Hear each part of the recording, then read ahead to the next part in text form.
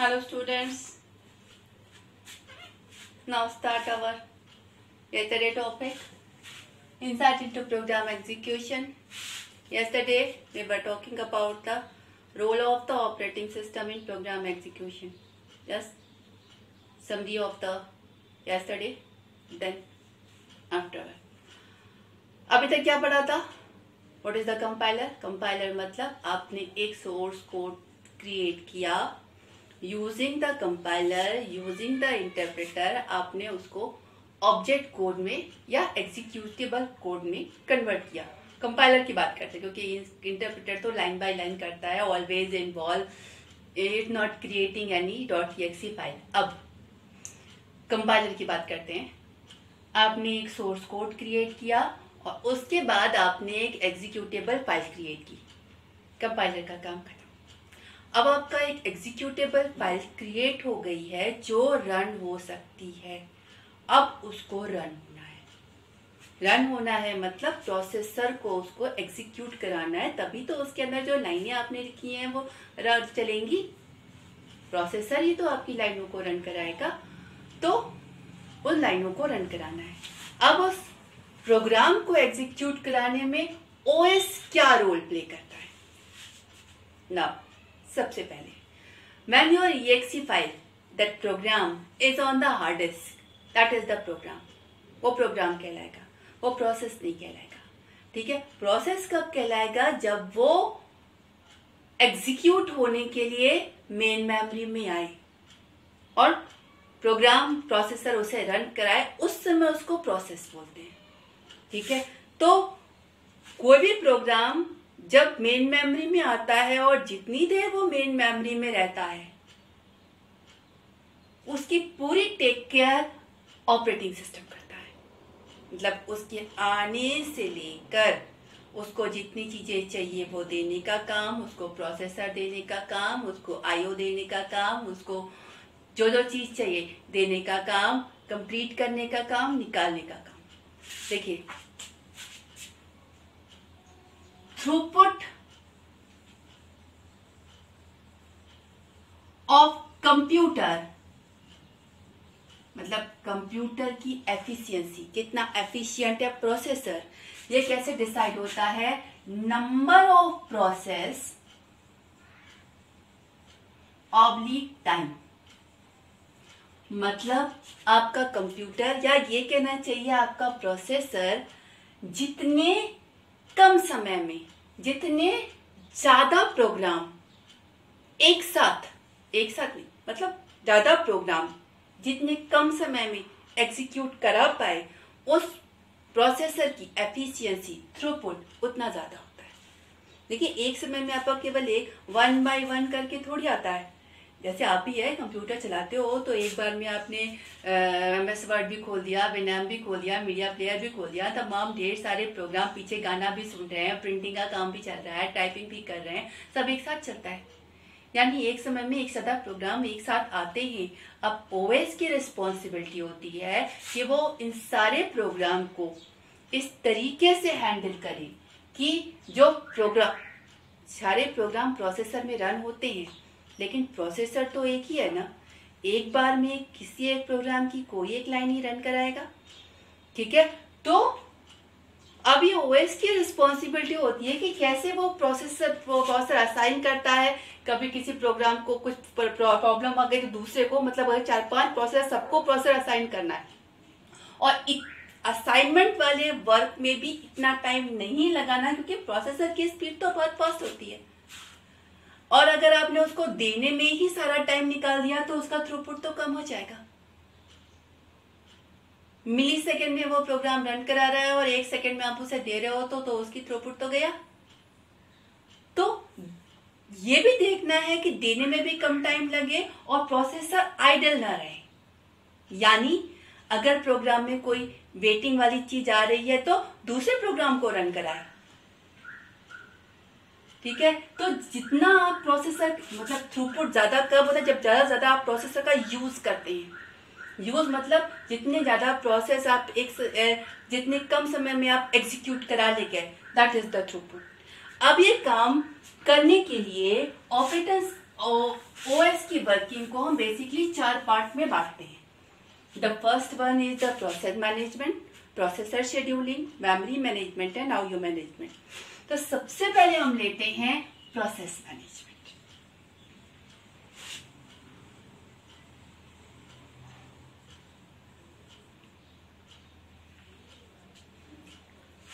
What is the process? Running program is called the process. Program आपका run हो रहा है तो उसको प्रोसेस बोलेंगे. ठीक है. अब प्रोग्राम अगर आपका हार्ड डिस्क पे पड़ा हुआ है तो वो प्रोग्राम कहलाएगा, वो प्रोसेस नहीं कहलाएगा. अब प्रोग्राम प्रोसेस कब बनता है?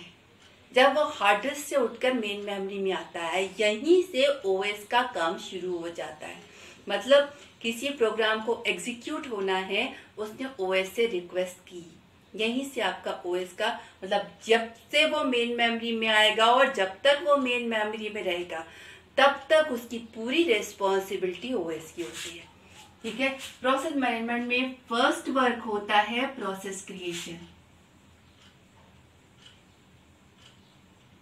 प्रोसेस क्रिएशन का मतलब होता है प्रोसेस को उठाकर मेन मेमोरी अलोकेट करना, मतलब असाइनिंग द मेमोरी. इसमें क्रिएशन इसी है, प्रोसेस क्रिएशन. इस प्रोसेस क्रिएशन में assigning memory and creating PCB. अभी जो मेमोरी असाइनमेंट है, प्रोसेस मतलब प्रोग्राम, हार्ड डिस्क पर है तो प्रोग्राम, मेन मेमोरी में आ गया तो प्रोसेस. सबसे पहले उसको जो मेमोरी एलोकेट होती है, इस मेमोरी के 4 पार्ट होते हैं.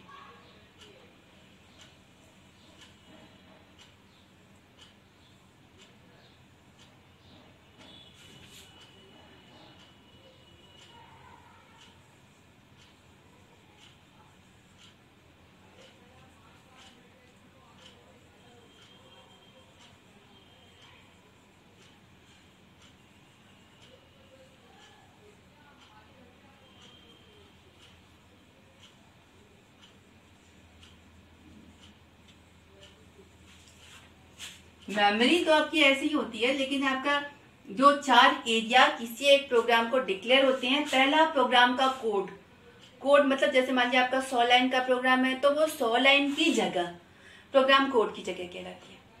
ठीक है. ग्लोबल वेरिएबल, प्रोग्राम में वेरिएबल भी डिक्लेयर होंगे तो वो जो वेरिएबल वाला एरिया होता है उसमें कुछ वेरिएबल लोकल होते हैं, कुछ वेरिएबल ग्लोबल होते हैं. ग्लोबल वेरिएबल के अलग स्पेस इसलिए डिक्लेयर होती है कि ये थ्रू आउट द प्रोग्राम, मतलब आपने प्रोग्राम में कोई फंक्शन डिक्लेयर किया या कोई कॉल किया, कुछ तरह किया, जब इतनी देर आपका प्रोग्राम मेन मेमोरी में रहेगा उतनी देर ग्लोबल वेरिएबल रहेंगे. ठीक है. तो एक अलग स्पेस, एक अलग मेमोरी एरिया जिसमें प्रोग्राम के ग्लोबल वेरिएबल जितने हैं उनको मेमोरी एलोकेट होती है. स्टैक क्या होता है कि आपका प्रोग्राम हो सकता है ढेर सारे फंक्शन से मिलके बना हो. फंक्शन क्या होते हैं? Function is a group of code जो किसी एक पर्टिकुलर वर्क को कर रहे होते हैं. फॉर एग्जाम्पल मान लीजिए सम नाम का फंक्शन है जो 2 नंबर को जोड़ा है. ठीक है. लेकिन ये फंक्शन अपने आप नहीं चलता. चलता कब है? जब आप इस फंक्शन को कॉल करें. जैसे आपने कॉल किया सम 2, 3 तो सेकेंड और थर्ड को जोड़ेगा. सम दूसरा आर्ग्यूमेंट दिया तो दूसरे आर्ग्यूमेंट को, मतलब जिस समय आप कॉल करें उस समय वो लाइन चलती है. अब स्टैक, जब आप मान लीजिए यहां पर आप हैं, आपकी ए की कुछ वैल्यू है, बी की कुछ वैल्यू है और आपने सम को कॉल किया, सम ए कॉमा बी. अब कंट्रोल यहां से निकलकर यहां जाता है तो यहां से यहां जाते समय इतना जो भी पार्ट है उसके कुछ वेरिएबल होंगे, उनकी कुछ वैल्यू होगी. प्रोग्राम काउंटर की 4 लाइन चला के दिया, इसके बाद मान लीजिए ये 5वीं लाइन है या मान लीजिए ये 25वीं लाइन है. उसके बाद जब लौट के आएगा तो 26वीं लाइन से रन कराना है ना. इसको बोलते हैं प्रोग्राम काउंटर.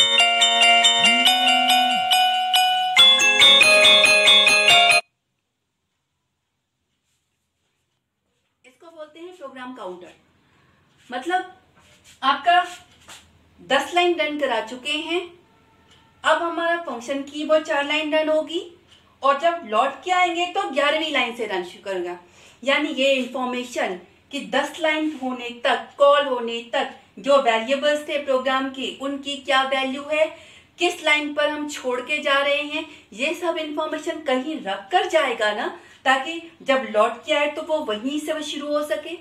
ये सारी इंफॉर्मेशन हम स्टैक में रखते हैं, एक मेमोरी एरिया, जहां पर जब हम फंक्शन कॉल करते हैं तो कॉलिंग वाली प्लेस पे वन लाइन एग्जीक्यूट कराने से पहले local variable, program counter, register, ये सारी वैल्यू स्टैक में डालते हैं।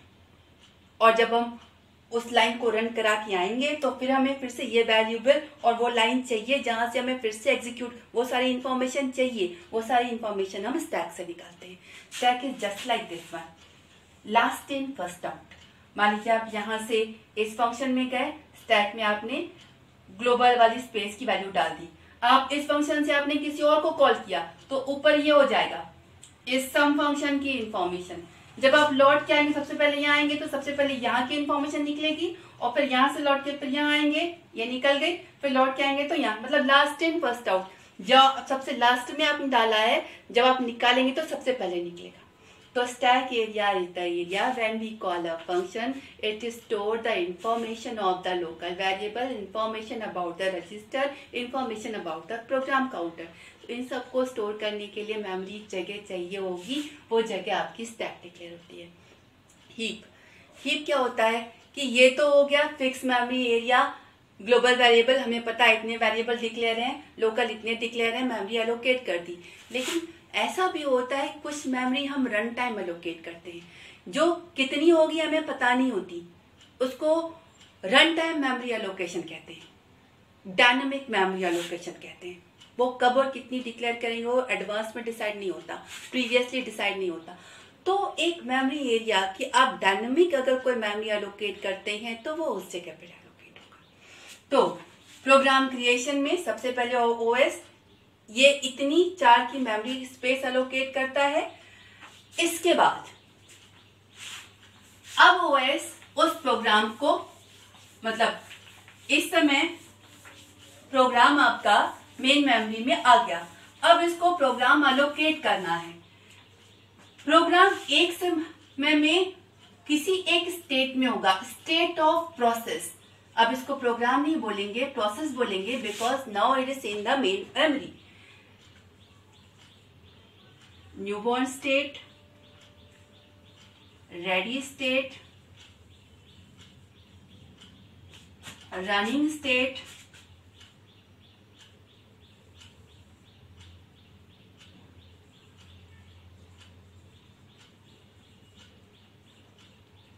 कंप्लीट।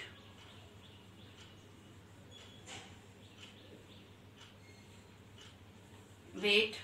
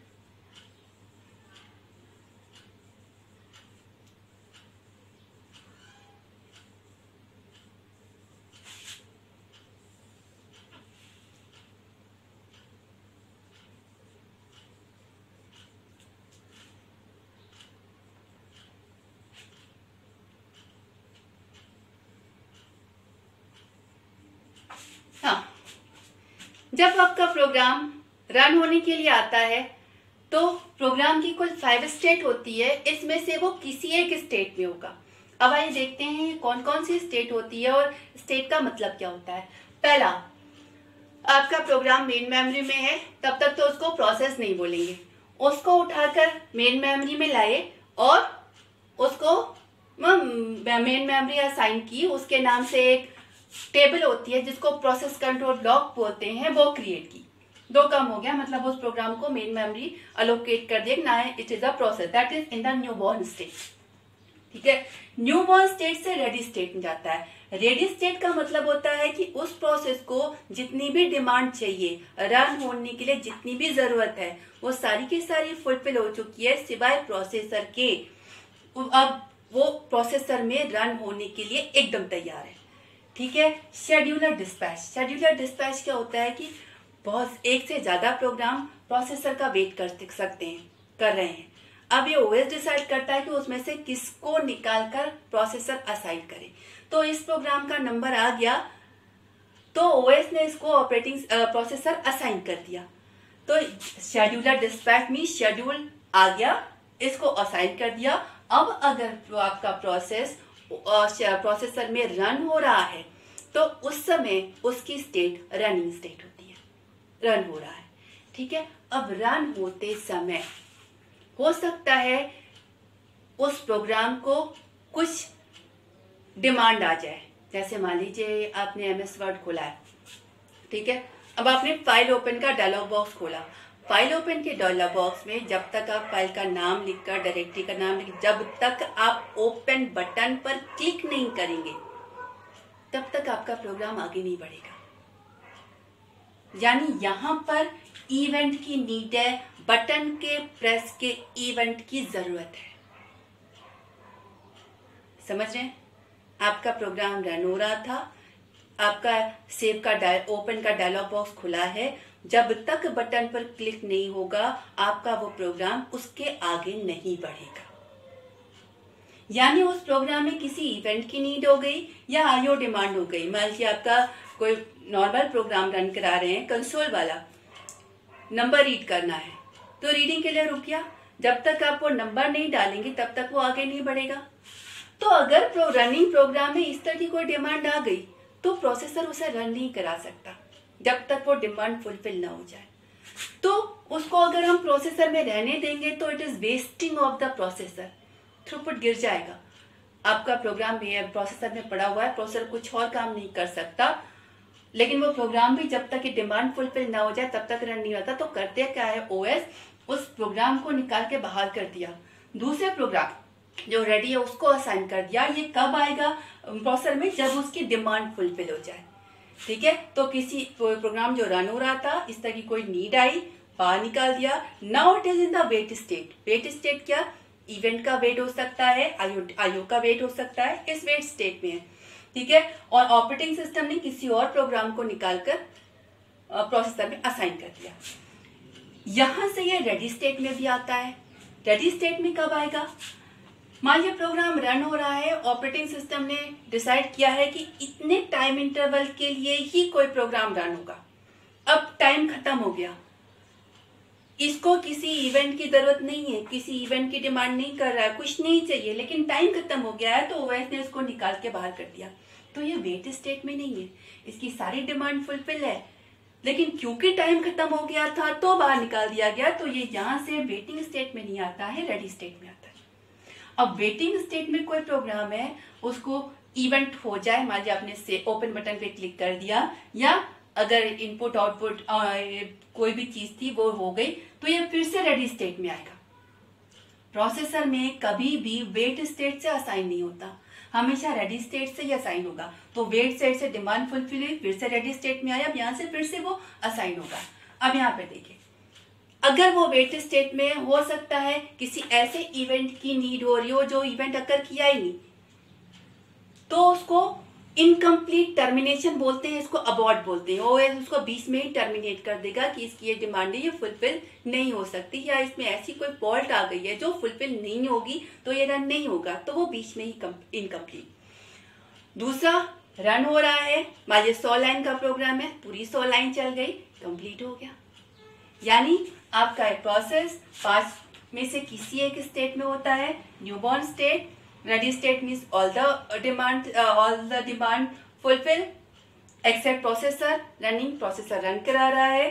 वेट स्टेट, कोई इवेंट नीड आई, आईओ डिमांड आई, वेट स्टेट में चला गया। Complete means complete state, right? Okay,